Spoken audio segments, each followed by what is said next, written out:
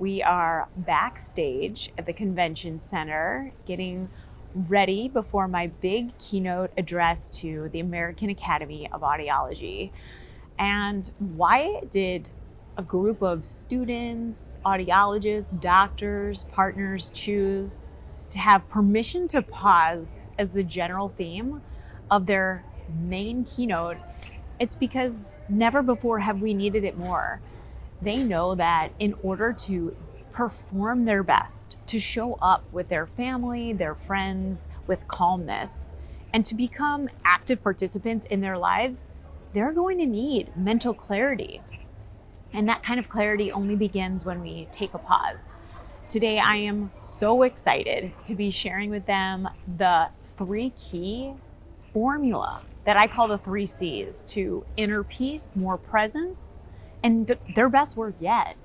And I'm leaving them with 3 tools that they can implement quickly, easily during those moments of super high stress, during those moments when they want to pick up the phone and have a really important conversation, during those moments when they want to raise their hand and share their big idea with their team, so that they can become calm and think clearly and speak their truth. And ultimately, that's what leads to top performance. That's what worked for me. During my time in corporate America, I spent 18 years in a very intense, very pressure-filled job. And it was when I started practicing meditations and implementing the tools that I now teach that I started to feel more relaxed in my body, to feel more kind and treat myself more kindly, which allowed me to move on quickly from mistakes and really show up as my best, really creating my best work. And so that's what I now teach, and that's what I'm here to do today, to share with 3,000 members of the audience how to live with more presence, more peace, and perform their best. Okay, let's try the rapid fire round. Okay? So I'll ask a question and see how quickly you can answer it. Okay. Rapid fire. All right. Okay. When did you first get into meditation? I got into meditation in 2004 when my mom was diagnosed with breast cancer, and it was terrible, my own personal pain and suffering. And how did meditation get you through that hard time? Meditation taught me that the only way to live is as if this day were your last, to live each moment with complete presence. So I spend less time in regret about the past or anticipation about the future, living presently now. How did you learn that? I learned that through practice, through trying all the different types of meditation. I don't align to a particular type of meditation. I just practiced every single day. And the more I practiced, the more calm I became, the more kind I became to myself, and the more connected I became to who I truly am. Let me just adjust the volume just more. There we go. When did you decide to make it a profession? About 3 years ago, after I had started a meditation community in my own Fortune 500 tech company, I just started to leave my corporate sales job, which I loved, which I was good at and successful at, to go full time and start sharing these tools and meditations and practices with as many employees as I possibly can, because I believed and I'm seeing the tremendous impact it makes on the world. So it must have been a big change to go from corporate America. And at the same time, you did mention that part of the reason you do this is because you wish you had it when you were in corporate America. That's right. Could you elaborate on that? Yes. When I was in corporate America, there were so many times when I felt lonely. I felt like I was pretending to be someone else. I felt ill-equipped to handle the demands of corporate America, the stress, the pressure. And I wish there was tools. I wish there was a community of people that could come together, share resources, and practice together meditation and different breathing exercises, so that when you go back out there into the world in those high stakes deals, then you're able to lean on tools quickly and feel more calm instantly and show up performing your best. So what was the inspiration to make the jump? The inspiration was that I always knew I wanted to be a speaker. I came out saying I wanted to be a speaker. And it was really hard because I ended up going into corporate America, into tech sales, something that had not much to do with speaking. And I really covered up that part of me. But when it was time, I started meditating. The more I started practicing meditation, the more I started reconnecting with that speaker in me.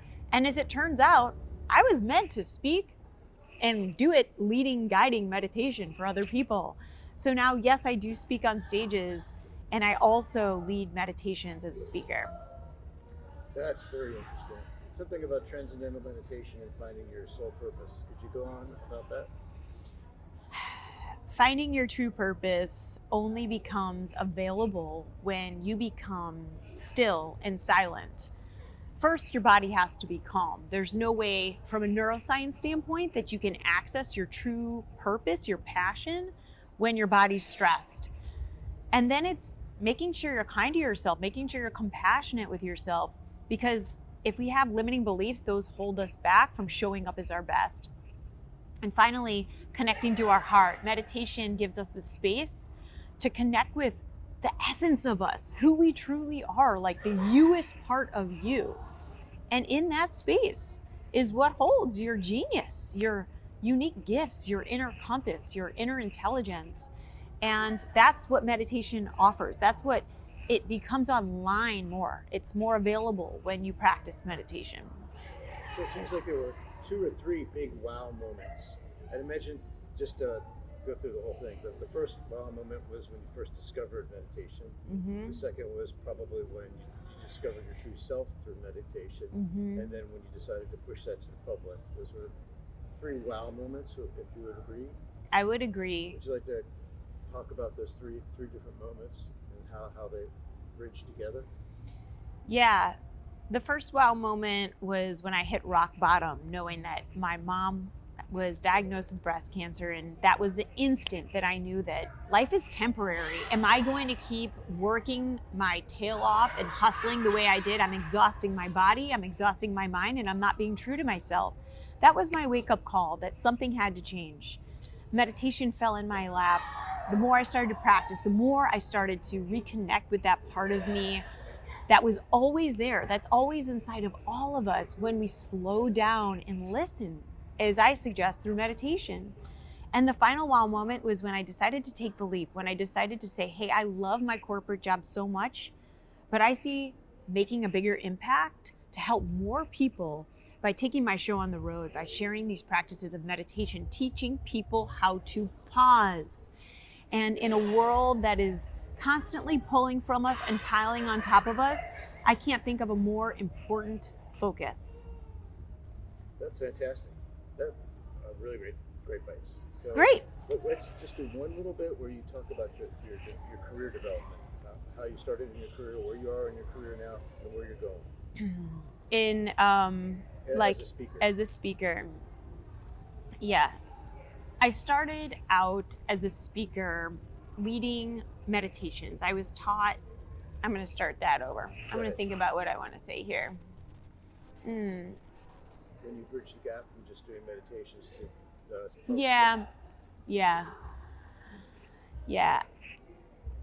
My speaking career really started to take off as I was guiding meditations in my own company. First on a really small scale for like 3 people in a conference room.